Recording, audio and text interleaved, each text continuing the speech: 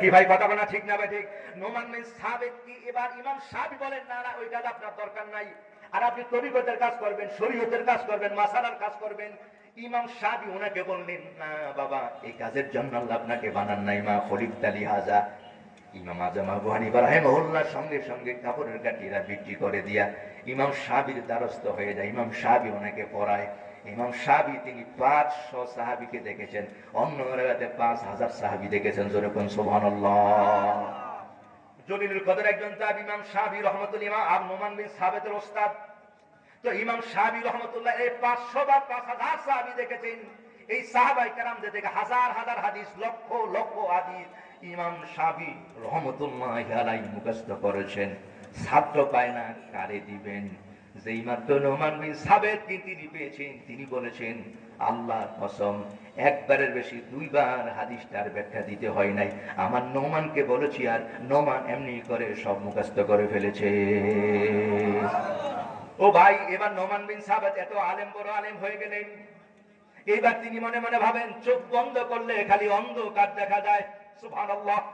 নোমান বিন সাবিত রাহিমাহুল্লাহ ইমামে আজম আবু হানিফা রাহিমাহুল্লাহ এত বড় আলেম হওয়ার পর এবার তিনি দৌড়েছেন ইমাম বাকের রহমতুল্লাহি আলাইহি, আরেকজন তরিকতের পীর ইমাম জাফর সাদিক রহমতুল্লাহ কে তিনি বায়াত নিয়েছেন। সুবহানাল্লাহ।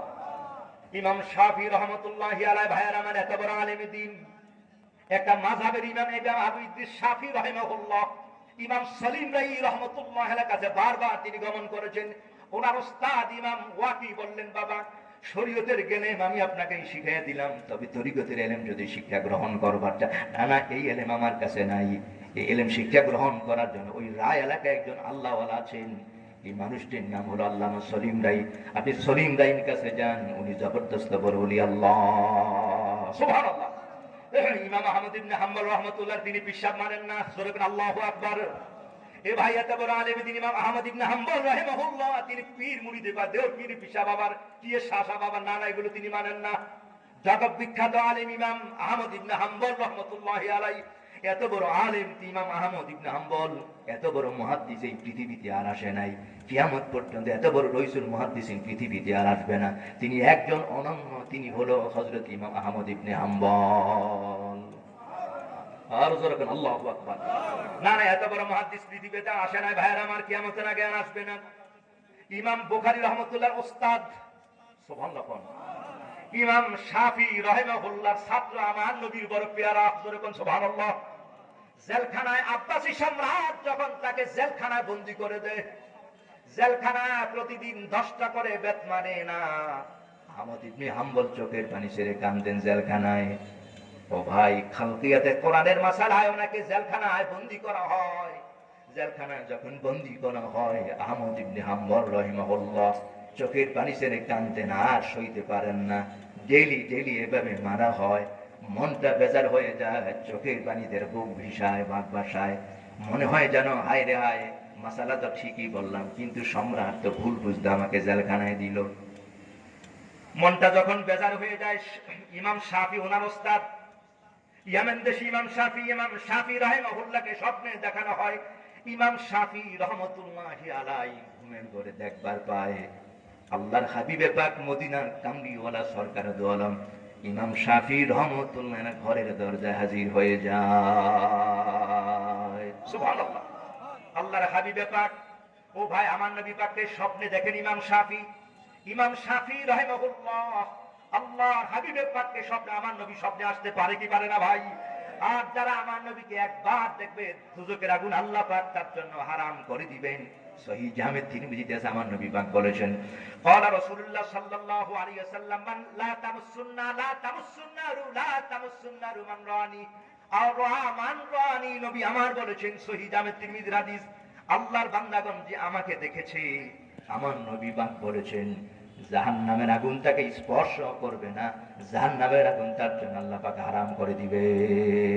পাইলে নিরালায় গো নবী, পাইলে নিরালায়। আহমদ ইবনে হাম্বলের ওস্তাদ, সুবহানাল্লাহ। এ ভাই ইমাম শাফি রাহমাতুল্লাহ আলাইহি আল্লাহর হাবিবে পাক স্বপ্নে দেখা, ইমাম শাফি তোমার ছাত্র আহমদ বিন হাম্বলকে জেলখানায় খবরটা পৌঁছাইয়া দিও। মনটা মনে হয় অনেক বড় বেজার, জেলখানায় প্রতিদিন মারা হয়, এই জন্য মনটা দুর্বল হয়ে গেছে, খবরটা পৌঁছাইয়া দিও যে এই মাসালা বলেছে, এই মাসালা ঠিক আছে। আর আল্লাহর হাবিব আমি রাসূলুল্লাহ তোমার আমদের উপর রাজি আর খুশি আছি। আল্লাহ, আরে নবী রাজি, নবী রাজি। এই জন্য শায়ের বলেছেন, বুয়ালি কালান্দার রহমতুল্লাহ বলেন, জু তু মেরা তো সব মেরা, জু তু মেরা তো সব মেরা, পলক মেরা জমিন মেরি, अगर जब तू नहीं मेरा तो कुछ भी शय नहीं मेरी, जो तू मेरा तो सब मेरा, पलक मेरा जमीन मेरी, अगर जब तू नहीं मेरा तो कुछ भी शय नहीं मेरी। अरे माली मदीना वाला যদি তোমার উপর রাজি আর খুশি হয়ে যায়, জোরে বলুন সুবহানাল্লাহ। ও ভাইরা আমার, মালিক যদি তোমার উপরে রাজি আর খুশি হয়ে যায়, মালিক যদি রাজি আর খুশি হয়ে যায়, আল্লাহর বান্দাগণ মালিক যদি রাজি হয়, মদিনাওয়ালা তোমার উপর যদি রাজি আর খুশি হয়ে যায়, এই আকাশ বলো, জমিন বলো, চন্দ্র বলো আর সূর্য বলো, আল্লাহর বান্দা এই সব আল্লাহ পাক তোমার কথা মতো তোমার অধীন বানায় দেয়। যেরকম সুবহানাল্লাহ। ইমাম উকবা ইবনে নাফি রাহমাতুল্লাহ নবী সাহাবী, সুবহানাল্লাহ কোন কেমনে বুঝাবো ভাই? উকবা ইবনে নাফি, হযরতে উকবা ইবনে নাফি রাহমাতুল্লাহি আলাইহি আফ্রিকার জঙ্গল পাড়ি দিয়ে কালিমার আওয়াজের ধ্বনি পৌঁছে দেবেন। আর এমনি করে রওনা দিয়েছেন সাহাবায়ে কেরামের বিশাল কাফেলা নিয়ে। এবার তিনি যখন পথ চলতেছেন, দাজলা নদী যখন পাড়ি দিবেন, সাহাবায়ে কেরামরা বলল, ও ভাই উকবা, আমরা তো সাঁতার জানি না, নদীর উপরে যাওয়ার কোনো ক্ষমতা আমাদের নাই। উনি বললেন, ওপারে যেতে হবে, আমাদের দায়িত্ব হলো ওপারে, কাজে তোমরা সবাই চলো। এবার বলে, পাগল নাকি, নদীটা আমাদের ডুবাইয়া মারবেন। উনি বললেন, না না, ডুবাবে মারাবার কারণ নাই, তোমরা সবাই নদীতে নামো। সাহাবীরা বললেন, দেখেন আমরা মক্কা মদিনার লোক, সমুদ্রে কখনো সাঁতার কাটি নাই, কাজে আপনি যদি আমাদের নিয়ে রওনা দেন, সমুদ্রের ভিতরে আমরা ডুবে মারা যাব, সাঁতারও জানি না, কাজে আমরা ওপারে যাওয়া আমাদের পক্ষে সম্ভব নয়। তিনি বললেন, না ভাই, দায়িত্ব দিয়েছেন, ওপারে আমাদের যেতেই হবে। জোরে কোন সুবহানাল্লাহ। আরে আমাদেরকে ওপারে যেতে হবে তো। উকবা ইবনে নাফি রাহমাতুল্লাহ আলাইহি তিনি বললেন, ভাইরা আমার, ভয় পাওয়ার কোনো কারণ নেই, আপনারা সবাই পানিতে নামেন। সুবহানাল্লাহ। আব আয়তাশ, আব আয়তাশ বাদ খাকা বান্দায়ান, বামানুত মুর্দাবা হক জিন্দায়ান, বামানুত মুর্দাবা হক জিন্দায়ান। ও আল্লাহর বান্দারা, তোমরা আল্লাহর পেয়ারা বান্দা, ভয় পাওয়ার কোনো কারণ নাই। এই কদম আর কদম থাকে না, আল্লাহর কুদরতি কদম হয়ে যায়। আর জোরে আল্লাহু আকবার। عن أبي هريرة رضي الله تعالى عنه قال قال رسول الله صلى الله عليه وسلم يقول الله عز وجل تبارك وتعالى لا زال عبدي يتقرب إلي بالنوافل حتى أحببت فإذا أحببت كنت له سمعه الذي يسمع به وبصره الذي يبصر به ويده الذي يأخذ بها ورجليه اللذين يمشي بهما فإذا سألني شيئا أعطيته رواه البخاري أو كما قال عليه السلام জবানটা খুলে আওয়াজ করে বলি আল্লাহু আকবার। নবীজি আমার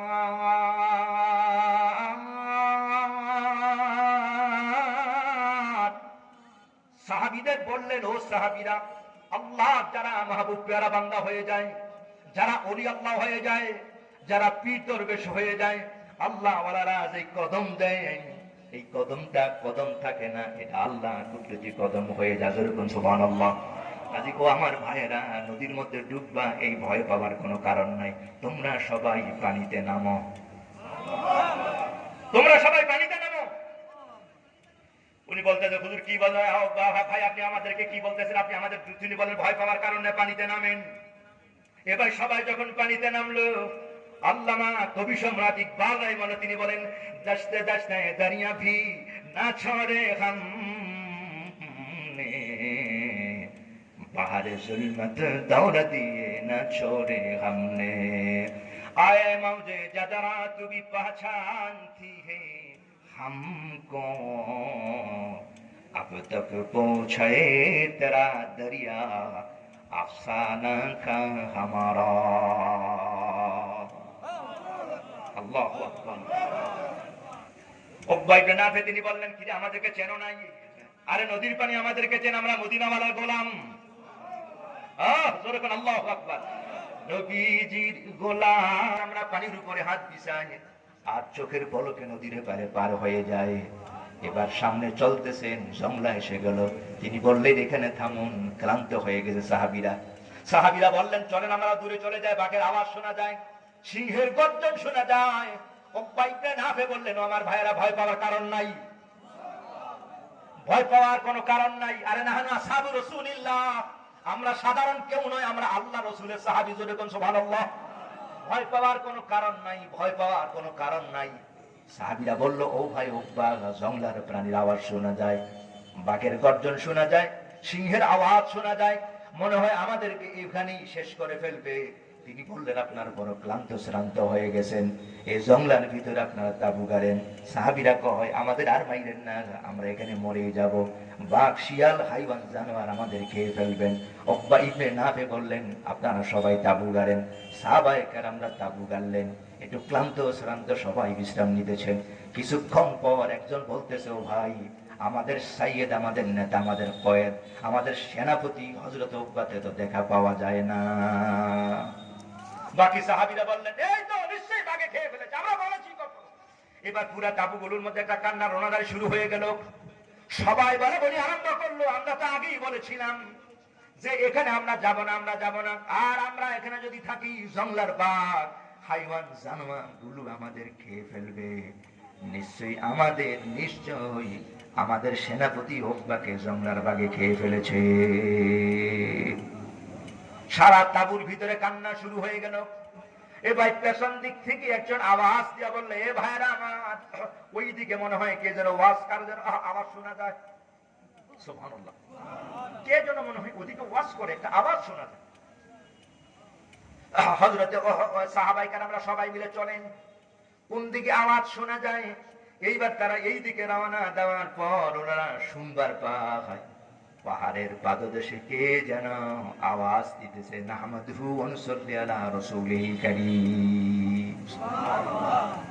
তিনি জঙ্গলার বাঘেরে ডাকেন, এই জঙ্গলার বাঘেরা, জঙ্গলার হাইওয়ান, জঙ্গলার সিংহরা শুনে রাখো, জঙ্গলার শিয়াল, জঙ্গলার কুকুর, তোমরা শুনে রাখো, আমরা মদিনার কামলিওয়ালার গোলাম, কালিমার আওয়াজের ধ্বনি নিয়ে এই এলাকায় এসেছি। খবরদার, আমার সঙ্গী সাথীরা ভয় পায়, ও আমার জঙ্গলার বাঘেরা, সিংহরা, আজকে রাতের জন্য তোমরা ময়দান খালি করে চলে যাও। আমার সঙ্গী সাথী আমরা এই জঙ্গলে আজকে রাতের জন্য থাকবো, একটা প্রাণীকে যাতে জঙ্গলার ভিতরে দেখা না যায়। আল্লাহু আকবার। এবার বুয়ালি কারণদার বলেন, জো তু মেরা তু সব মেরা, জু তু মেরা তু সব মেরা, পলক মেরা জমিন মেরি, अगर जब तुम नहीं मेरा तो कुछ भी शय नहीं मेरी। আরে তুমি যদি মালিকের যদি গোলাম হয়ে যাও, মদিনাওয়ালার যদি তুমি আশেক হয়ে যাও, আর মদিনাওয়ালা যদি তোমার উপর রাজি আর খুশি হয়ে যায়, আল্লাহর বান্দা কোনো ভয় নাই, সমুদ্রের পানিও তোমাকে ডুবাবে না, আর জঙ্গলার বাঘও তোমারে খাবে না। সুবহানাল্লাহ। কাজী মদিনা কামলিওয়ালা, তুমি ইমাম আহমদ ইবনে হাম্বলকে বলে দিও, শাফি তোমার ছাত্র ইমাম আহমদ ইবনে হাম্বলকে বলে দিও, আমি রাসূলুল্লাহ তার উপর রাজি আর খুশি। ইমাম শাফি রাহিমাহুল্লাহ তাড়াতাড়ি করে ঘুম থেকে জাগলেন, ওযু করলেন, তাহাজ্জুদ নামাজ আদায় করলেন, আর মনে মনে ভাবতেছেন, কাঁদতেছে, চোখের পানি ছেড়ে দিয়ে, রাসূলুল্লাহ আমাকে কি দেখাইয়া গেল, আমার আহমদের মাকাম তো বহু উপরে, আমার আহমদের উপর আমার মদিনাওয়ালা রাজি আর খুশি। সুবহানাল্লাহ। ইমাম শাফি কাঁদতেছে, আর আমি আমার আহমদকে কোথায় পাই। এবার সকালবেলা ঘুম থেকে জাগার পর তিনি তাড়াতাড়ি করে ছাত্র খাদেমকে বললেন, তাড়াতাড়ি করে যাও, আরে আমার আহমদ জেলখানার ভিতরে মন বেজার করে আছে। আমার আহমদের মনে হয় যেন ক্লান্ত শ্রান্ত, মার খেতে খেতে মনে হয় যেন মাসালা পরিবর্তন করে ফেলবে, তাড়াতাড়ি করে যাও, ইমাম আহমদকে খবরটা পৌঁছাইয়া দিও, মদিনার কামলিওয়ালা আল্লাহর হাবিবে পাক আমার আহমদ ইবনে হাম্বলের উপর রাজি আর খুশি। ও ভাই ছাত্র তাড়াতাড়ি